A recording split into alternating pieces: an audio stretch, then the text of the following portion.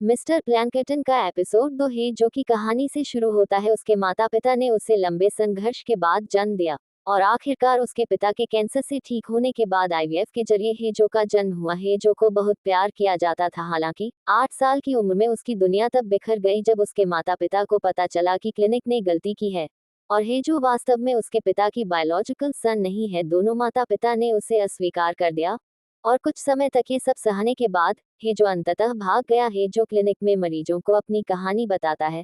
अंततः डॉक्टर को उसके जन्म पिता के बारे में जानकारी देने के लिए धमकाता है। इसके बाद हम हेजो को जेमी की शादी में देखते हैं, जहां दृश्य उसके दूल्हे ईओ ह्युंग पर बदल जाता है, जो उसके कमरे में प्रवेश करता है और हेजो से टकराता है। हेजो झूठ बोलता है, अनाथालय से जेमी की दोस्त होने का दावा करता है। जब जेमी ह्युंग से मिलने से पहले हेजो को घर से बाहर निकालने की कोशिश करती है तो हेजो उसका अपहरण कर लेता है और जेमी गलती से विरोध में उसका सिर पीट देती है, जिससे वह बेहोश हो जाती है। ह्युंग के परिवार में अराजकता फैल जाती है। परिवार के एक कर्मचारी ने हेजो को जेमी का अपहरण करते हुए देखा था और परिवार की मुखिया ह्युंग की मां को इसकी सूचना दी थी। हेजो के पीछे अब 2 लोग हैं, क्योंकि एक गैंगस्टर ने गीहो को पकड़ लिया है और उसे हेजो के स्थान का पता लगाने के लिए मजबूर किया है। इस बीच जेमी भागने की कई हास्यास्पद कोशिशें करती है, लेकिन वे सभी विफल हो जाती है। ये पता चलता है कि यह ह्युंग ही था जिसने हेजो को उनकी शादी के लिए प्यार से एक खूबसूरत जोड़ी जूते उपहार में देकर उसे जाने से रोका था